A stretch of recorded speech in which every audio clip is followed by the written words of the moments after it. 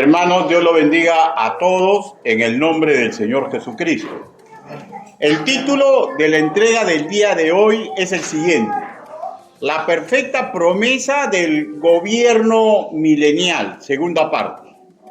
Y permítame iniciar diciendo que una exposición de las Escrituras debe de ser bendición para las congregaciones de Cristo. Y no lograría este objetivo si los hermanos de dicha congregación no han aprendido a vivir con donaire su cristianismo y coexistir con algunas diferencias teológicas. Aquí exactamente tengo en vista las diferentes posiciones que existen con respecto del milenio. Hemos ya nombrado 4 de ellas, ¿no? Las más saltantes: milenialistas, premilenialistas, postmilenialistas, preteristas. Entre ellos hay parciales y totales.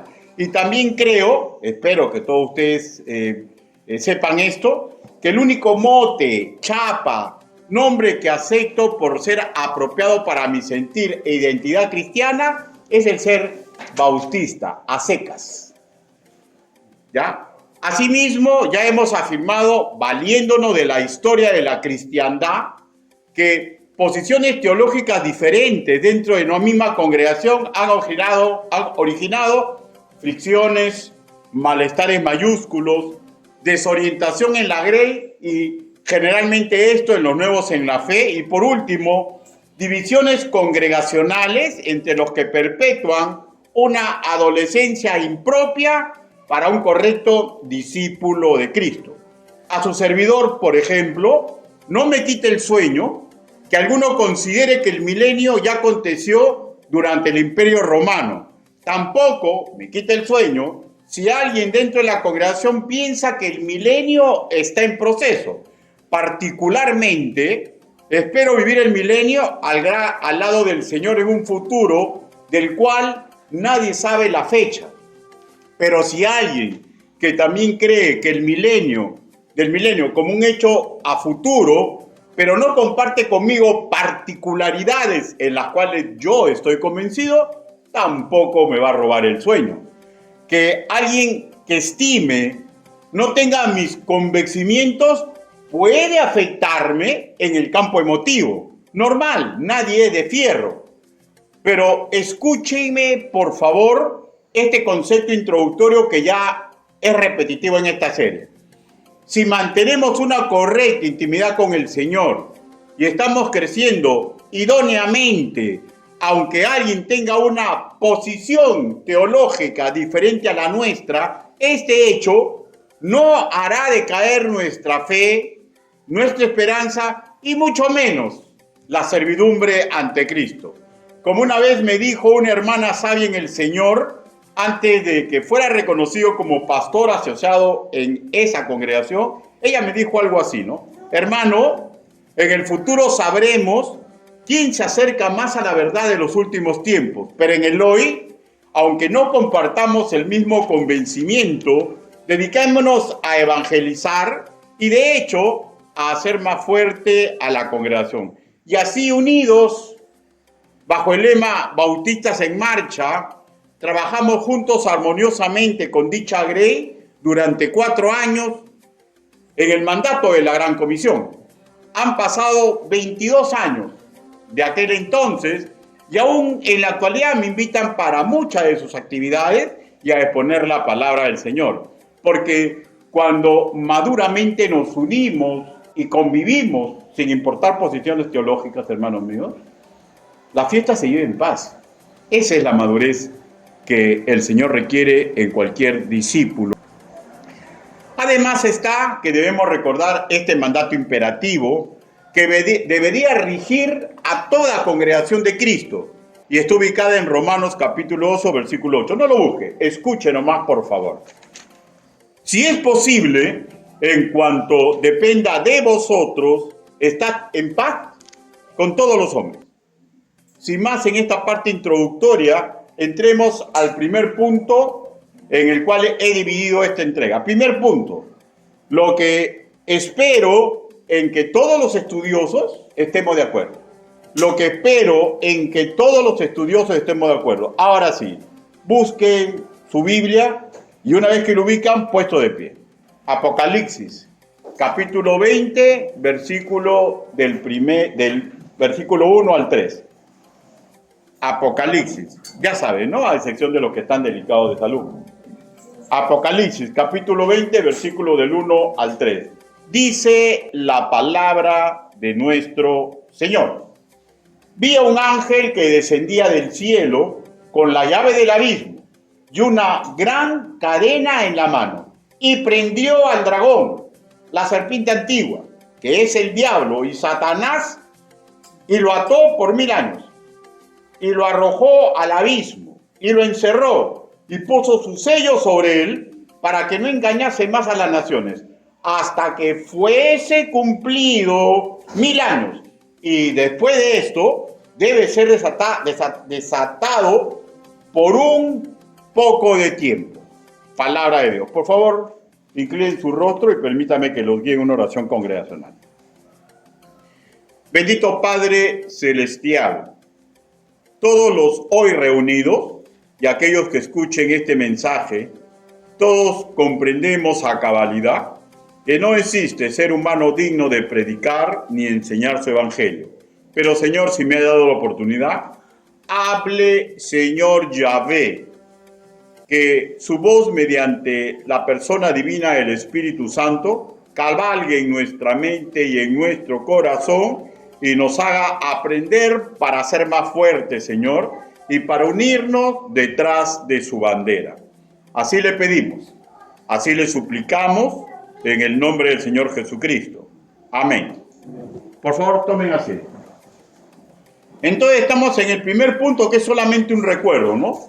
Lo que espero en que todos los estudiosos estemos de acuerdo. De hecho, cuando hablo de estudioso no hablo de un erudito, ¿ya? Sino hablo de un discípulo de Cristo, porque el discípulo de Cristo estudia su palabra, ¿no es cierto? Ya. Vemos en versículo 1 a versículo 3 un mensajero del Señor que Juan apreció con claridad o le pareció un ángel, ¿ya?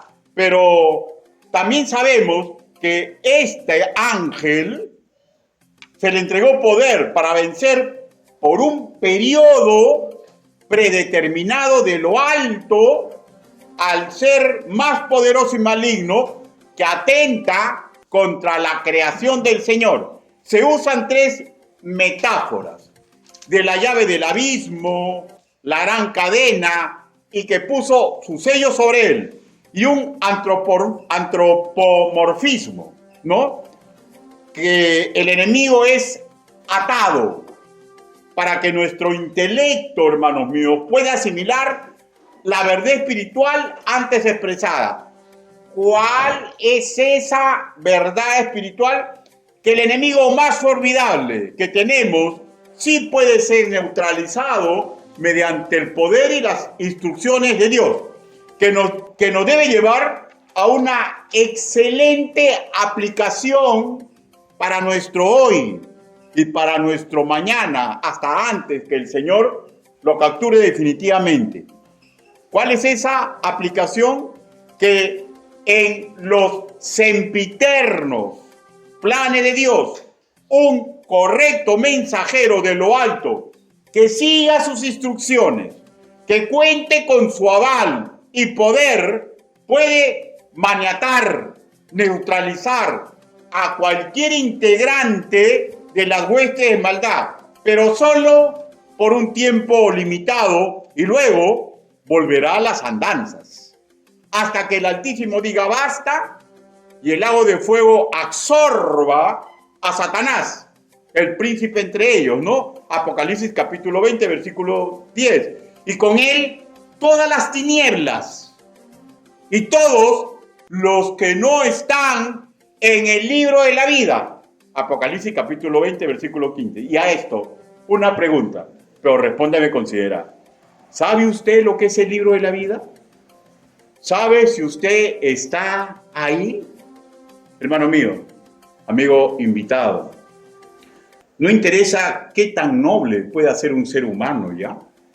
Si no está inscrito en el libro de la vida, va a ser terrible su final, por los siglos de los siglos, al agro del diablo. ¿Sabe usted si está en el libro de la vida? Bueno, al final de esta exposición se hará una invitación. Continuemos. Segundo, a mérito de estos 3 versículos, que a mérito de dicha naturaleza maligna, ejemplarizada por el primero entre ellos, el diablo, sabemos, ¿no? Implica calumniador o falso acusador. Y Satanás, el que se opone a Dios, todos ellos nunca van a cambiar. Cada vez que tengan oportunidad, intentarán engatusar, engañar a la humanidad y ahí los integrantes de cualquier iglesia del Señor. Por eso es que yo repito, ¿no? No perdamos intimidad con Dios. No perdamos intimidad con Dios. Muy bien, para lo cotidiano, ante lo antes dicho, ¿no? Los ataques del enemigo, ¿ya? Todos aquellos que poseen la gracia de Dios, Santiago les escribió así: someteos pues a Dios, resistid al diablo y él huirá de vosotros. Capítulo 4, versículo 7. Nada de nuestra fuerza, todo bajo el poder y las instrucciones de Dios. Tercero, que ese sello puesto sobre el maligno que relata estos primeros versículos, ya que ahí dice por un tiempo determinado, nos avisora, nos indica un futuro glorioso, que estas batallas que en la actualidad usted, hermano mío, y mi persona libramos contra las tinieblas, solo van a cesar en su totalidad cuando estemos en el tercer cielo, avalados por la luz, el amor y la plenitud del Altísimo. Y esto está en Apocalipsis capítulo 22, versículo 5, Apocalipsis capítulo 21, versículo 27. Hermanos míos, amigo invitado, qué esperanzadoras porciones escriturales sobre el amor y el poder perfecto a nuestro favor del Dios a cual los integrantes de la iglesia sirven.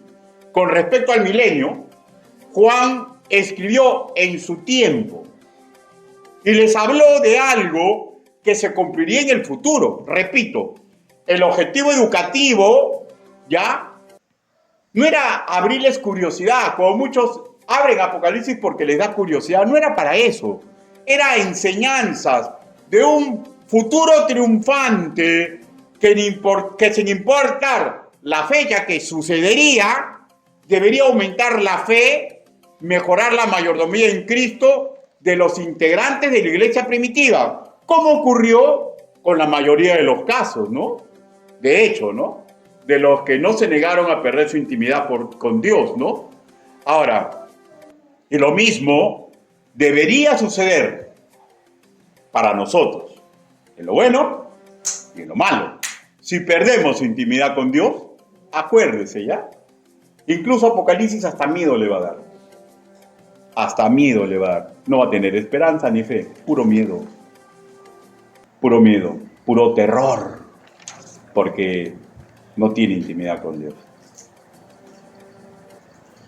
Crucial, a su vez, hermanos míos, crucial para una congregación de Cristo, no dividir fuerzas detrás de posiciones teológicas, sino aprender a remar juntos en la travesía que denominamos la Gran Comisión. Ahora sí, una vez hecho este recuento casi obligado, entremos a tratar los últimos 3 versículos de nuestra lectura bíblica.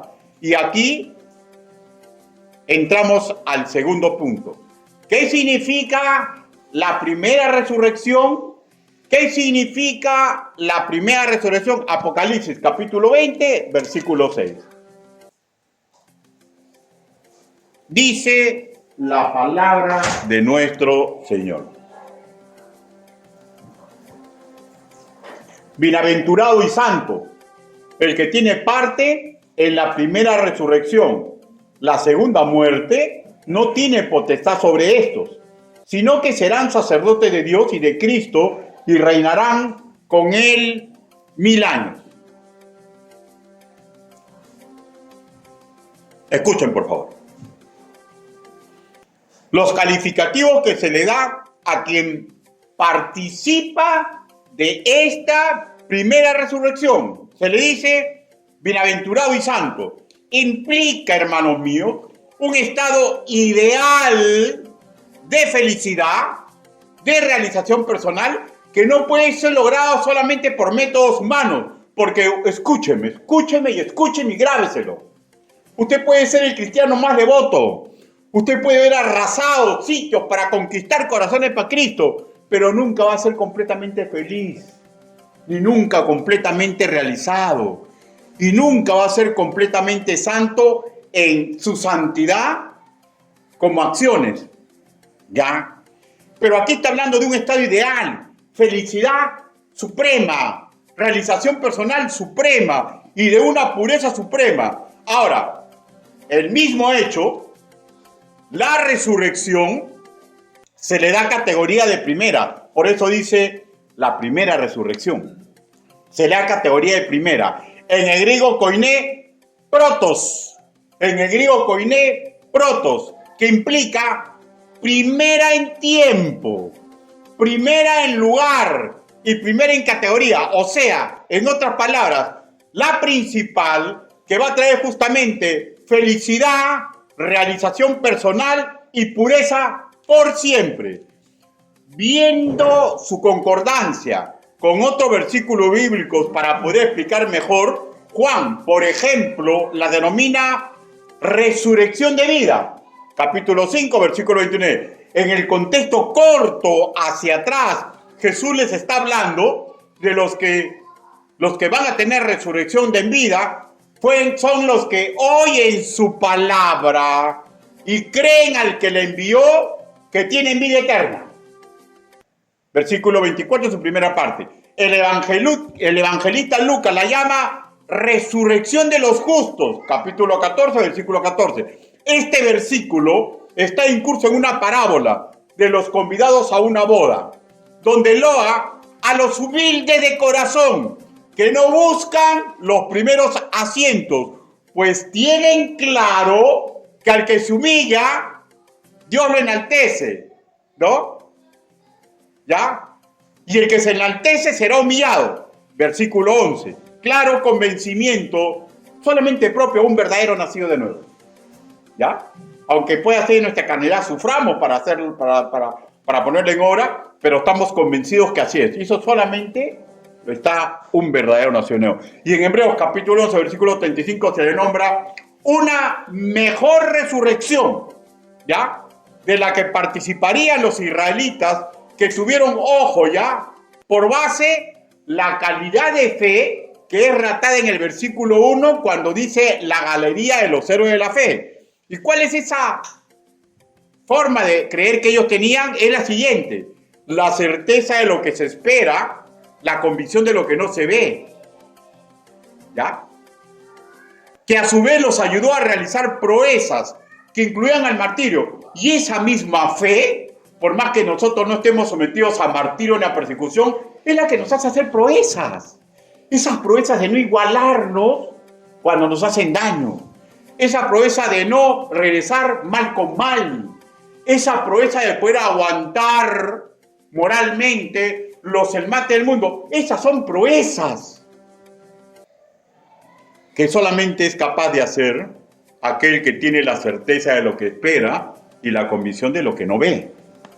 Ahora, vayamos a Primera de Tesalonicenses, capítulo 4, versículo 18. Búsquelo, por favor. Primera de Tesalonicenses.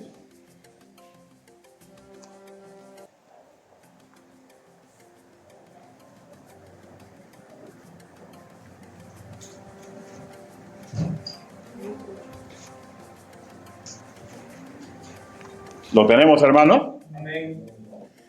Primera de Tesalonicenses, capítulo 4, versículo 8. La palabra del Señor dice así. 18.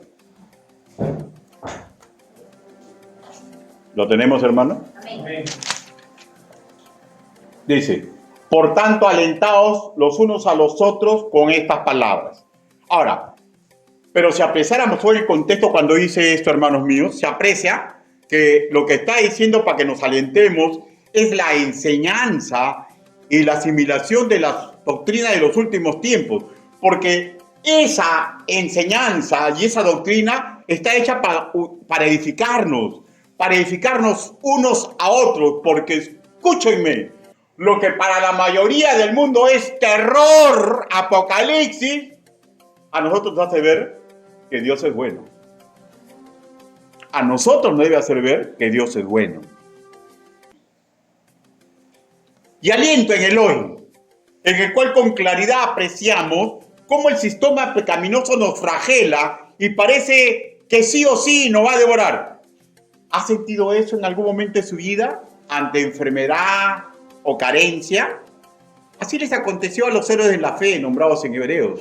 Ustedes saben de lo que les voy a hablar. Ahora voy a hablar de un contexto actual. Ya no hablar de persecución, de que los aserraron porque es un contexto histórico. Pero en nuestro contexto, lo que nos ocurre, ¿no? Casi a diario, ¿no? Por ejemplo, robos y abusos que vemos y sufrimos. Falta de justicia idónea cuando tenemos un justo reclamo. ¿No lo ha vivido usted? Muchas veces, en la mayoría de nosotros, ¿no? Por nuestro contexto socioeconómico, ¿no? Sueldos que no alcanzan para nada, ¿no? Pese a que trabajamos con honradez, ¿no es cierto? Mejores puestos de trabajo para otros que tienen recomendación. Medicina que pese a que existe el presupuesto, no llega a nosotros, porque algunas autoridades lucran con esto. Gobernantes que en medio de desgracias nacionales a río revuelto aprovechan para llenarse los bolsillos, ¿no? A costa de la población que deberían defender. Y otros gobernantes que salen así, todo campantes, ¿no? Por circuito abierto, ¿no? Y dicen, voy a construir 1000 hospitales, voy a construir... Termina el periodo y no ha construido nada. Y en ese contexto vivimos, hermanos míos. En ese contexto vivimos. Y un verdadero creyente, repito, también vive ese contexto situacional. Sin embargo, persistimos en hacer proezas. No hay persecución en nuestro país, pero ¿cuál es la proeza? Demostramos a los demás que siendo fieles en lo poco, vivimos en paz, dándole gloria y honra al Altísimo, intentando no contaminarnos moralmente con todo esto, usando las armas espirituales de Dios, Efesios capítulo 6, versículos 10 al 18, esperando, como los creyentes de antaño, con fe y esperanza, que venga en toda su plenitud el reino de Dios. ¿No espera usted esto? Por eso es que nosotros, por ejemplo, en cualquier contienda electoral, votamos por el que discernimos que es el menos malo. ¿Y cómo se discierne correctamente? Viendo que no agredan las escrituras y teniendo información verdadera de lo que está ocurriendo, no lo que nos cuentan, pues, los que tienen intereses creados. Y en todo ese contexto, elegimos el menos malo. Elegimos el menos malo. Y no tenemos más esperanza que nuestro Señor nos siga cobijando en medio de un sistema que nos quiere devorar. Si no pasa esto con usted, hermano mío, le falta un poco más de fe y doctrina del Señor. El mundo nos quiere devorar, como los quiso devorar a los héroes de la fe del antaño. Ahora, pero cuánta esperanza, ¿no? Que todo esto va a terminar. Y todos los que iban esa resurrección, la primera, todos en su propia época han sentido el peso del sistema pecaminoso que lo deseaba devorar. No solamente es usted, no solamente es el pastor, somos todos los creyentes durante toda la historia de la humanidad, antes del diluvio y después del diluvio. Vamos a leer estas diferentes etapas, ¿ya? Que va a traer la misma bendición, o sea, de la primera resurrección, que va a traer felicidad, realización y pureza por siempre. Primera de Corintios, capítulo 15. Primera de Corintios, capítulo 15.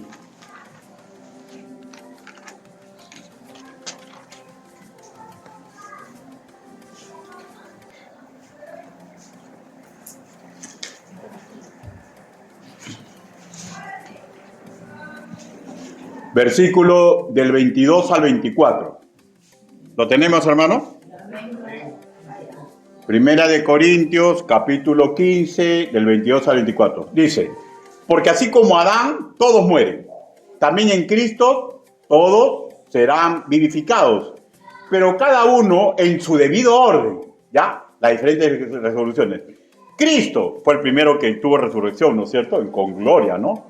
Las primicias, luego los que son de Cristo en su venida.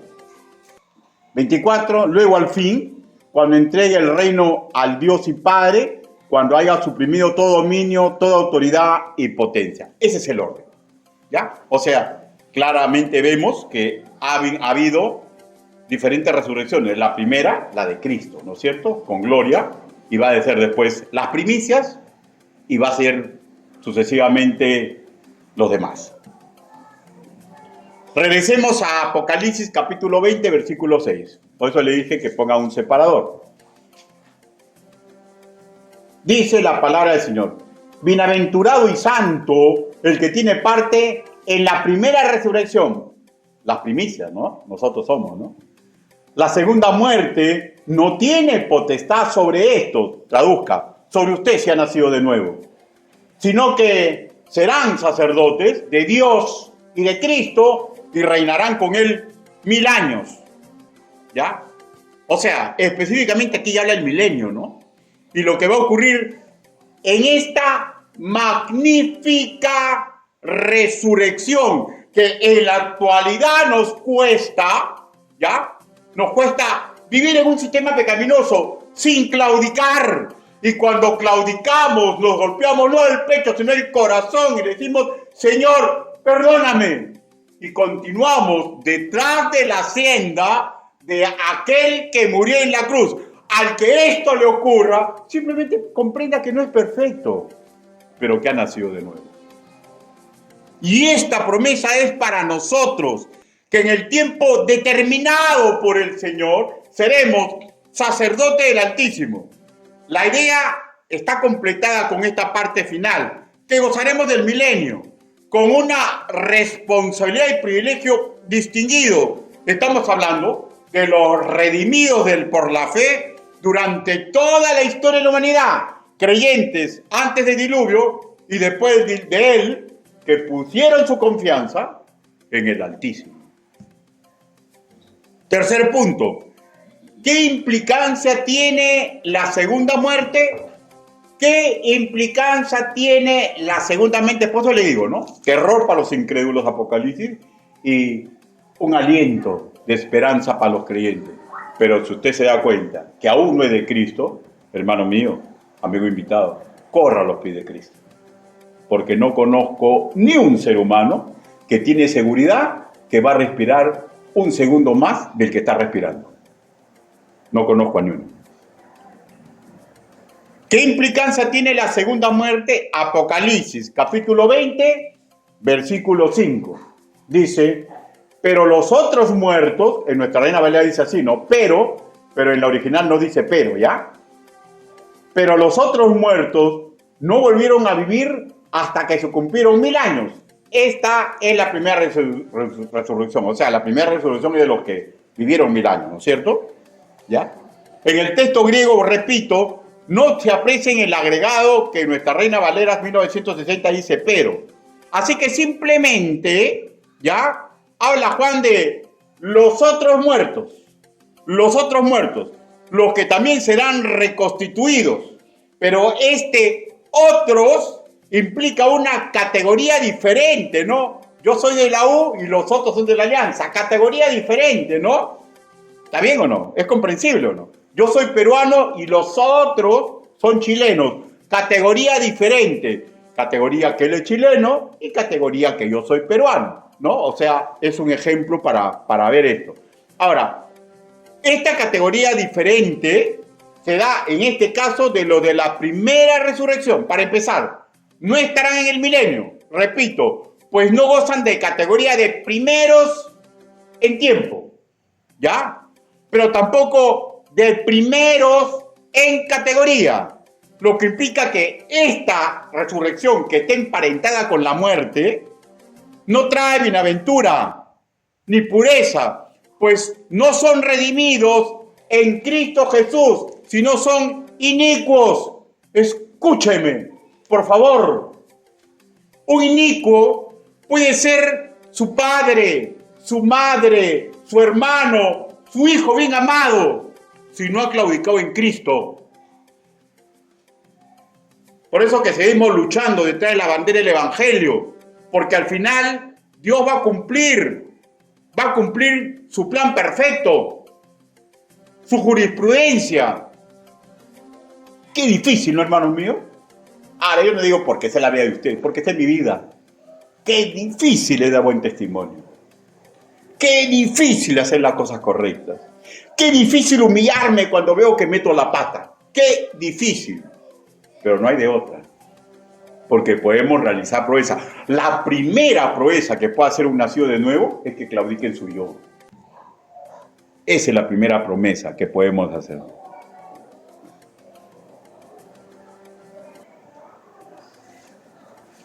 ¿Y saben por qué son inicuos? Porque hasta el final de su vida, de su existencia terrenal, se negaron a escuchar, pero para vivir la palabra del Señor. Por tanto, participarán de la final derrota. Apocalipsis, capítulo 2, versículo 11. Apocalipsis, capítulo 2, versículo 11. Este es un mensaje sempiterno para los creyentes y aún para los que aún no son. Pero escuchan el mensaje del Señor. Apocalipsis, capítulo 8. El que tiene oído, oiga lo que el Espíritu dice a las iglesias. El que venciere no sufrirá daño de la segunda muerte. Porque la primera muerte, hermanos míos, es cuando dejemos de respirar, pues, ¿no? Y nosotros, los que hemos creído en Cristo, y lo hemos aceptado como Señor y Salvador, y que es visible por los frutos que damos, ¿ya? Es simple. No vamos a tener la segunda muerte. Y ellos sí. Y ellos sí. Por eso es que recuerdo mucho el testimonio de un japonés que vino al Perú y cuando bajó del barco, él toda la vida budista, pues, ¿no? Y él cuenta, ¿no? Que pasó para buscar un sitio donde vivir, ¿no? Y pasó por una iglesia evangélica y escuchó el mensaje, la palabra del Señor, y no entraba porque pensaba que lo iban a marginar, ¿no? Estaba afuera con su mochilita y escuchó el mensaje. Dijo cuando el pastor dijo, corran a los pies de Cristo, dice que corrió. Todos tus paisanos se me quedaban mirando. Yo corriendo fui al frente y dije, no quiero irme al infierno. Ayúdame, Señor. Ese varón llegó a ser pastor acá en el Perú. Y luchaba por sus hijos, como luchamos todos por nuestros seres queridos. Porque los inicuos, hermanos míos, son todos aquellos que no claudicaban ante Cristo como su Señor y Salvador. Bueno. Apocalipsis, capítulo 20, versículo 5.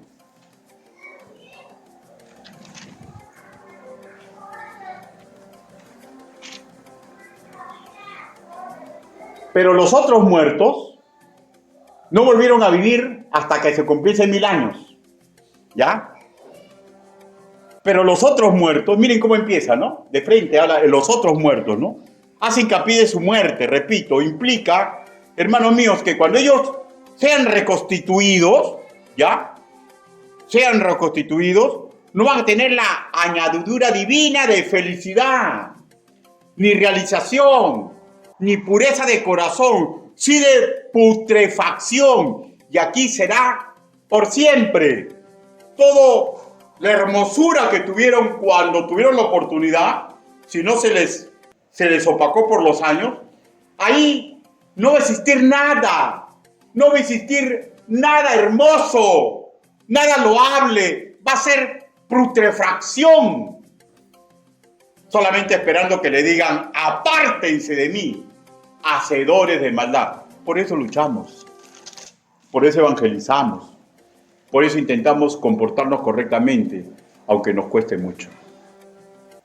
Porque son ingentes la cantidad de seres humanos que van a ir a ese lugar en lo cual no hay ni esperanza ni virtud. ni esperanza, ni virtud. Ahora, como está establecido, la inmensa mayoría de la humanidad muere, ¿no? Y eso está en Hebreos capítulo 9. ¿Por qué dije la inmensa mayoría? Porque sabemos que hubieron dos que no murieron, ¿no? ¿Se acuerdan? Que fueron arrebatados.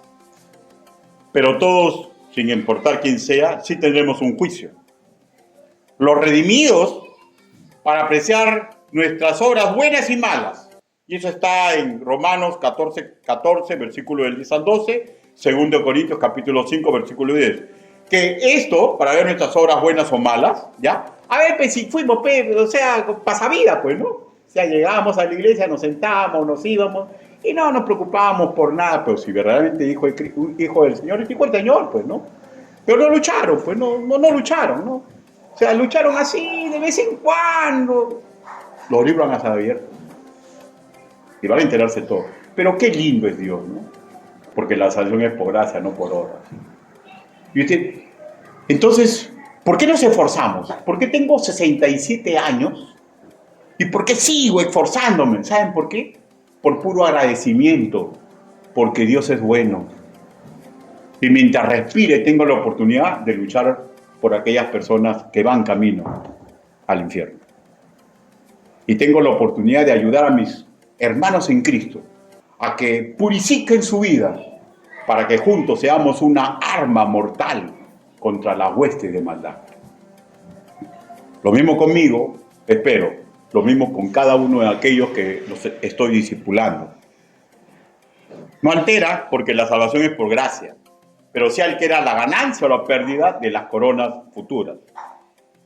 Con respecto a los inicuos, despertarán pero para su condena final, pues rechazaron la gracia de Dios y serán arrojados a la tiniebla eterna, al crujir de dientes, al lado del diablo, que no es ningún príncipe del infierno. Van a estar ingente cantidad de seres humanos sufriendo igual que el demonio, igual que el falso profeta y todas las legiones de maldad. Apocalipsis, capítulo 20, versículo del 11 al 15.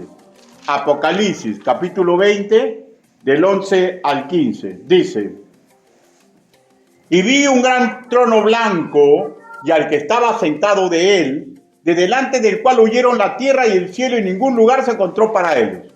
Y vi a los muertos, grandes y pequeños, ¿ya? De pie ante Dios, grandes y pequeños. Vamos a una contextualización. Un millonario, pues un millonario, un gobernante, o un funcionario que chapa y hace lo que quiere, y no pasa nada, porque es el video de la película, ¿no? O incluso un funcionario, un presidente, un rey que no es malo, pero no, pues yo ¿por qué necesito a Cristo? Grande y pequeños, ¿no? Aquellos que solamente saben quejarse, hacer marchas, que hay que hacer esto, porque no hablan de Dios, no, que hablan del aborto, sí, tengo derecho a abortar, todo. Ya, esos son los pequeños. O sea, los pequeños son los que son manejados por los grandes. Pero que claro, tampoco adoran a Cristo, ¿no? Y a los muertos grandes y pequeños de pie ante Dios. Y los libros fueron abiertos, y otro libro fue abierto, en el cual es el libro de la vida. Y fueron juzgados de los muertos por las cosas que estaban escritas en los libros según sus obras. Y el mar entregó los muertos que había en él. Y la muerte y el Hades entregaron los muertos que habían en ellos. Y fueron juzgados cada uno según sus obras. Ninguno se escaparon. ¿Ya? Y la muerte y el Hades fueron lanzados al lago de fuego. Esta es la segunda muerte. Y ojo, por esto nos esforzamos. Y el que no se halló escrito en el libro de la vida fue lanzado al lago de fuego. Apocalipsis nos trae esperanza. Y Apocalipsis nos debe unir para seguir luchando por aquellos que vagan como ovejas sin pastor.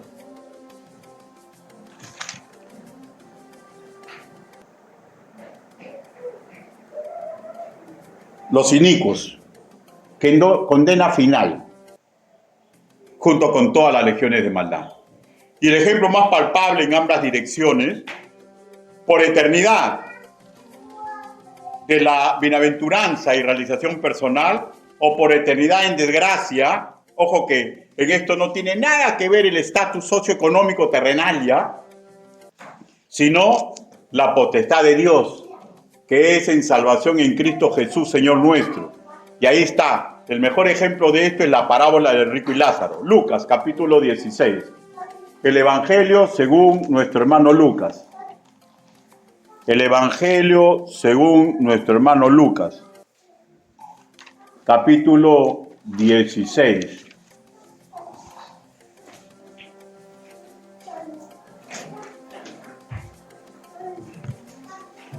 Versículo del 19 al 26.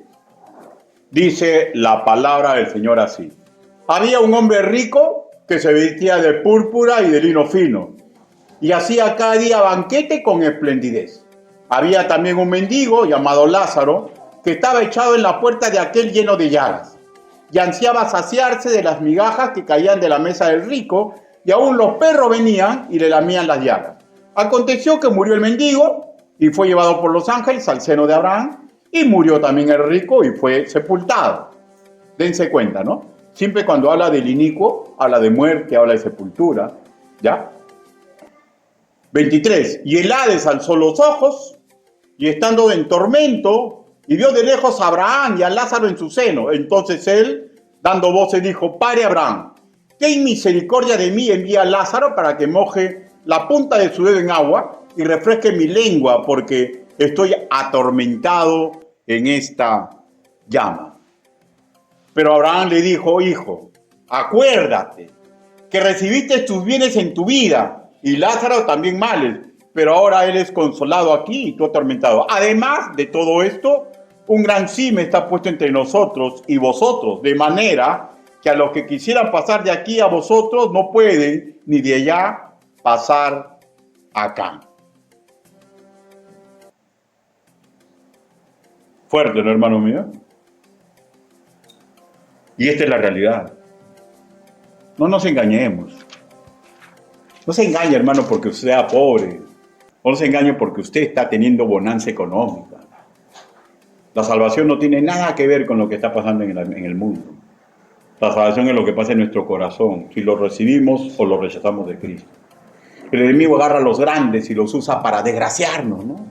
Y utiliza a los pequeños para que no dejen que las cosas cambien, porque los grandes se alimentan de los pequeñitos, los que tiran piedra, los que le dicen, bueno, vamos a hacer esto, y ellos agarran y comienzan a robar, comienzan a hacer esto, este otro, ¿ya? Los grandes, que son malditos ante el Señor, utilizan a los chicos, porque yo no creo que haya un verdadero creyente que llegue a tener poder y utilice a los demás para sus fines y beneficios.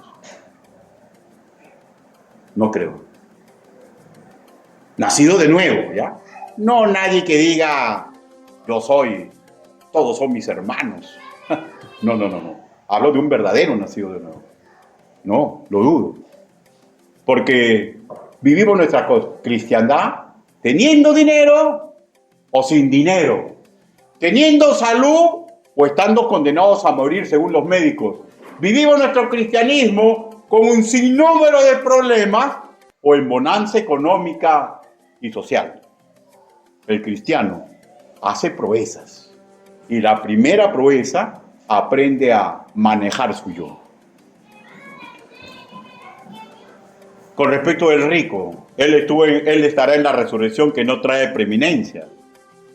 Pero sí la segunda muerte, pero la segunda muerte, hermanos míos, tiene paragón con lo escrito en Apocalipsis capítulo 20, versículo 14. Busquemos nuevamente. Apocalipsis. Como le dije, pongan un separador en Apocalipsis porque vamos a estar ahí regresando y regresando. Apocalipsis capítulo 20, versículo 14. Y la muerte y el Hades fueron lanzados al lago de fuego. Esta es la muerte segunda. Apocalipsis capítulo 21, versículo 8. Pero los cobardes e incrédulos, los abominables y homicidas, los fornicarios y hechiceros, los idólatras y todos los mentirosos tendrán su parte en el lago que arde con fuego y azufre, que es la segunda muerte. ¿Más claro, hermano mío? ¿Más claro? Un mentiroso es aquel que maneja a la gente para sus fines y beneficios. Y vemos y discernimos quién es de nosotros y quién no es de nosotros. Pero por todo luchamos. Por todo luchamos. Lo primero que tenemos que hacer, no dejarnos manejar, ¿ya? Porque el cristiano es un príncipe en este mundo y es una princesa del Señor. Sin embargo, y lo sabemos, todo pecador en este mundo va a recibir su oportunidad. Primera de Timoteo, capítulo 1, versículo 15. Primera de Timoteo. Primera de Timoteo, capítulo 1, versículo 15. Palabra fiel y digna de ser recibida por todos, que Cristo Jesús vino al mundo para salvar a los pecadores, de los cuales yo soy el primero. ¿Quién escribió? Pablo.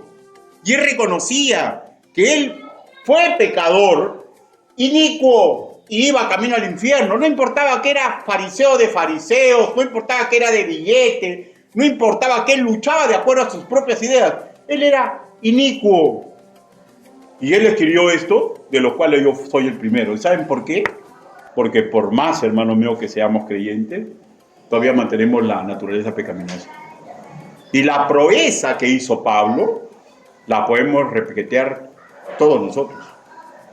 Todos nosotros. Ya depende de cada quien decirle al Señor humildemente, ¿qué deseas de mí, Señor? Por ejemplo, mediante el trabajo evangelizador tipo Pablo y Silas, ¿no? ¿Se acuerdan? Una situación que Dios crea, ¿no? Con el carcelero de Filipos. Y el Altísimo le entrega la propuesta, ¿no? Mediante los evangelistas, ¿no? Cree en el Señor Jesucristo y serás salvo tú y tu casa. Hechos capítulo 6, versículo 31 en su segunda parte. Y dicho carcelero hizo lo que estaba en sus manos hacer. Y lo misma oportunidad para los de su casa. Del mismo modo hicieron lo correcto. Aceptaron al Señor como su Señor y Salvador. Y eso está en Hechos capítulo 6, versículo 32. De otro lado, hermanos míos, el mismo Señor Jesús, sobre esta diferenciación entre inicuos y redimidos, y entre la resurrección de cada grupo, versa, ¿ya? Y esto es registrado por el evangelista Juan. Busque Juan, capítulo 5. Busquemos Juan, capítulo 5, versículo del 25 al 29. ¿Lo tenemos, hermano?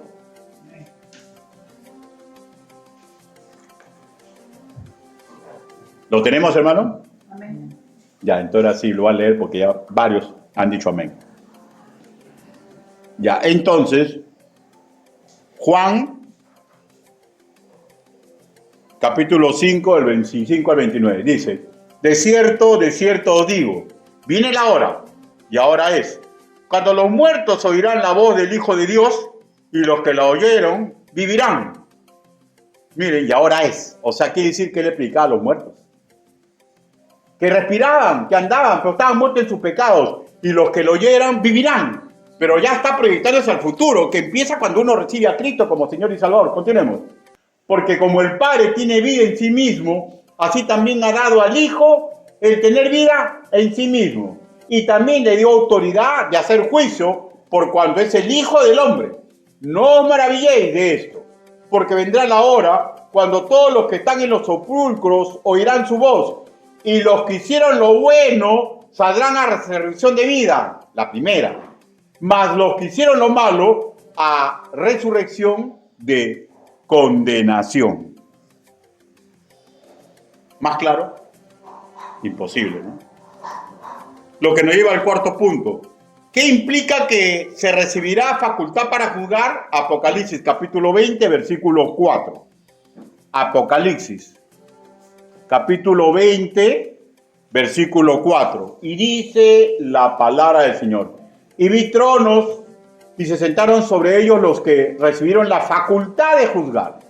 Y vi las almas de los decapitados por causa del testimonio de Jesús y por la palabra de Dios, los que no habían adorado a la bestia ni a su imagen, y los que no recibieron la marca en sus frentes ni en sus manos, y vivieron y reinaron con Cristo 1000 años. Aquí la magnífica promesa está al final del versículo 4, ¿no? Vivieron y reinaron con Cristo 1000 años. Pero es claro, ¿no? Hay dos grupos de redimidos, ¿no? Que reinarán y vivirán en el milenio. El primer grupo, leamos nuevamente el versículo 4 en su primera parte. Dice, y vi tronos y sentados sobre ellos los que recibieron la facultad de juzgar. Este es el primer grupo, ¿ya? Este primer grupo, ¿ya? Durante el ministerio del apóstol Pablo, escribió así, del primer grupo. Primera de Corintios, capítulo 6, versículo 2. Sin perder Apocalipsis. Primera de Corintios,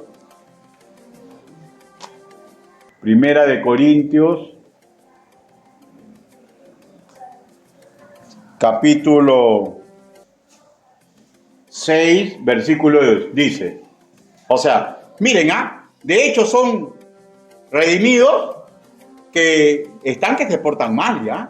Pero miren lo que Dios, mira cómo Dios mediante la voz de Pablo le llama la atención. Porque que yo me porte bien o mal no va a cambiar mi condición de redimido, ¿ya?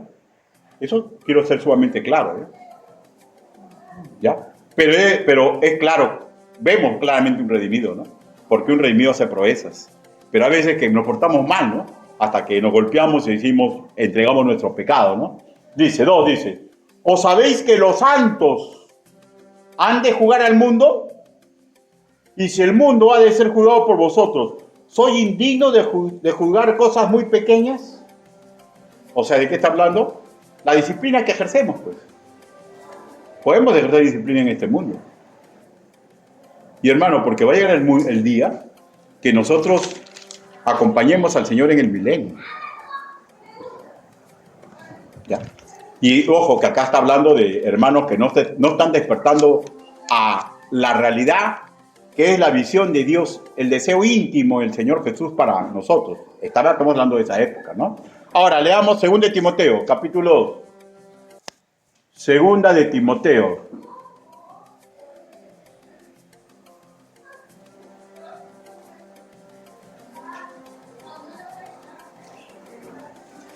Segunda de Timoteo, capítulo 2, versículo del 11 al 12, dice, ¿lo tenemos? Amén. Palabra fiel es esta. Si somos muertos con Él, también viviremos con Él. Si sufrimos, también reinaremos con Él. ¿Ya? O sea, ¿de qué está hablando? De la iglesia, pues. ¿Está bien? Pero vamos más atrás, ¿no? Porque muchos dicen, los judíos es el tronco principal, la rama principal. Daniel, capítulo 7, vayamos para atrás.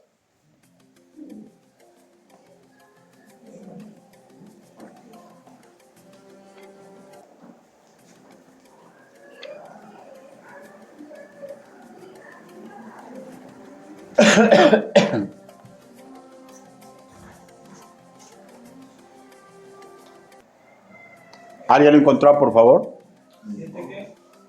¿Alguien que tenga voz de trompeta? Daniel 7. Párese. Daniel, capítulo 7. 22. Y luego del 22 lees el 27. Fuerte, con voz de trompeta. Párese, varón de Dios. Daniel, capítulo 7, versículo 22. Escuchen, por favor. Daniel, capítulo 7, versículo 22. Hasta que vino el anciano de días y se dio el juicio a los santos del Altísimo, y llegó el tiempo y los santos recibieron el reino. Versículo 27. Versículo 27. Y que el reino y el dominio y la majestad de los reinos debajo de todo el cielo sea dado al pueblo de los santos del Altísimo, cuyo reino es reino eterno, y todos los dominios le servirán y obedecerán. Amén. ¿Es que acaso Dios no es bueno? ¿Es que acaso ese pueblo sufrido, aquellos que sufrieron pero tuvieron la fe, ¿no? La convicción de lo que se espera, que sufrieron martirio, que lucharon por la gloria y la honra de Yahvé? ¿Es que acaso Dios es injusto con nosotros los creyentes, que pese a nuestra manifiesta debilidades y manifiesta imperfección, seguimos bregando por la gloria y la honra de Dios? ¿Alguien podría decir que Dios no es bueno? ¿Alguien podría tener miedo si está creyendo correctamente y actuando correctamente y aceptando ser discipulado, tener miedo de algún pasaje de Apocalipsis. Dios es bueno y nos ama como nunca nadie será capaz de amarnos. Ahora vayamos al segundo grupo. Pero sigamos todo este grupo. Apocalipsis, capítulo 5. Apocalipsis, capítulo 5. Antes de ir al segundo grupo. Apocalipsis, capítulo 5. Versículo del 9 al 10. ¿Lo tenemos? Amén. Y cantaba un nuevo cántico, diciendo: digno eres de tomar el libro y de abrir sus sellos, porque tú fuiste inmolado, y con tu sangre nos has redimido para Dios de todo linaje, y lengua, y pueblo, y nación. Versículo 10. Y nos has hecho para nuestro Dios reyes y sacerdotes, y reinaremos sobre la tierra. Dios es bueno. La evidencia bíblica, hermanos míos, espero que esté de acuerdo conmigo, es abrumadora. Los redimidos de todos los tiempos, antes de la tribulación, reinarán con Cristo. ¿Por qué digo antes de la tribulación? Porque estamos hablando de la primicia, ¿no? Pero veamos el segundo grupo, ¿no? El segundo grupo, Apocalipsis capítulo 20, versículo 4, en su segunda parte, ¿no? Y dice: y vi las almas de los decapitados, por causa del testimonio de Jesús y por la palabra de Dios, los que no habían adorado a la bestia ni a su imagen, y los que no recibieron la marca en su frente y en su mano. Apocalipsis, los 7 primeros años, ¿no? Aquellos que serán evangelizados por los 144,000 testigos israelitas, que cada uno de estos tiene la estirpe de Pablo. ¿Usted se imagina 144,000 evangelizadores con la estirpe de Pablo? ¡Boom! Dinamita contra la bestia, contra el diablo y contra el falso profeta. Dios siempre ha sido bueno con la humanidad y nunca dejará de ser bueno. Para terminar, escuchen por favor lo siguiente. Si el milenio ya existió, si está en proceso, o me equivoqué, así que muchos que interpretan así sobre el milenio que aún va a suceder, esta innovación es de origen humano, ¿no es cierto? ¿Está bien? Porque algunos de los 3 grupos tenemos que tener la razón, ¿no es cierto? Si todos somos nacidos de nuevo. Pero para nada altera la gracia que el Altísimo me obsequió, pues nada ni nadie me separará del amor de Cristo. Y no vale ni pizca discutir ni enemistarse con teólogos de distinta tendencia teológica, porque al final de los tiempos sabremos quién tuvo la razón. Hoy día evangelicemos y edifiquemos, porque esto es para crecer en fe, para unirnos detrás de la bandera de nuestro Señor. Todos juntos busquen Romanos capítulo 8 para terminar, porque nadie nos va a separar del amor de Cristo. Romanos capítulo 8.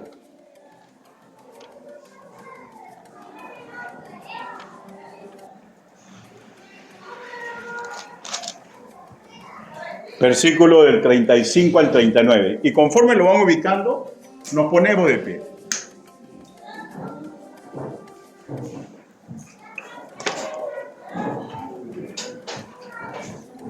Romanos capítulo 8, versículo del 35 al 39. ¿Lo tenemos? Amén.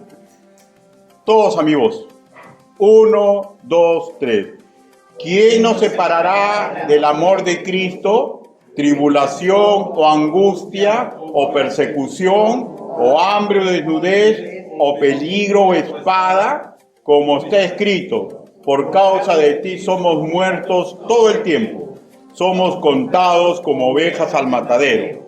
Antes, en todas estas cosas, somos más que vencedores por medio de aquel que nos amó. Por lo cual, estoy seguro de que ni la muerte, ni la vida, ni ángeles, ni principados, ni potestades, presente, ni lo porvenir, ni lo alto, ni lo profundo, ni ninguna otra cosa creada separarnos del amor de Dios, que es en Cristo Jesús, Señor nuestro. Creyente, Dios es bueno. Y si usted aún no está escrito en el libro de la vida, Dios es bueno. Corra a los pies de Cristo. Incline su rostro. Vamos a orar. Bendito Padre Celestial, su palabra ha sido predicada. Ayúdenos, Padre, para que posiciones teológicas no nos dividan. Ayúdenos, Padre, para que no permitamos que ni la política, ni ninguna cosa que cree el hombre nos divida, Señor. Ayúdenos, Señor, para bregar juntos por el Evangelio. Ayúdanos, Señor, porque queremos ser, Señor, una joya de su corona. Ayúdenos para predicar el Evangelio en esta zona geográfica. Ayúdenos para ser testigos correctos donde pise la planta de nuestros pies. Ayúdenos, Padre, porque usted es bueno. Quiero hacer una invitación. Puede hacer que usted aún no ha recibido a Cristo como su Señor y Salvador. Puede hacer que aún usted sabe que no está escrito en el libro de la vida porque ni siquiera sabía que existía. Puede hacer que el Señor está martillando su corazón. Acérquese a Él. Hoy es la oportunidad. No es mañana. No es pasado. No es de acá a una hora. Porque nadie sabe cuándo se cerrarán nuestros ojos y ocurrirá la primera muerte. Si alguien quiere recibir a Cristo como su Señor y Salvador, denos la oportunidad de evangelizar. Si ese es su caso, levante su mano, por favor. ¿Alguien desea recibir a Cristo como su Señor y Salvador personal? Levante su mano, no tenga miedo, no tenga temor. ¿Alguien desea recibir a Cristo como su Señor y Salvador personal? Vamos a orar. Bendito Padre Celestial, Señor, usted conoce los corazones, usted sabe nuestra realidad. Ayúdenos, papito lindo, por favor le pedimos, para que nada nos divida, Señor. Para que con donaire veamos los que piensan otros, Señor. Y si bien es cierto, nuestras emociones pueden decaer, pues no permita que decaiga nuestra fe, nuestra esperanza, nuestra servidumbre ante usted. Y sabemos, Señor, que si le pedimos esto, le estamos pidiendo que nos dé fuerza para que nosotros no perdamos intimidad con usted. Porque esa es la clave. Ayúdenos, Padre.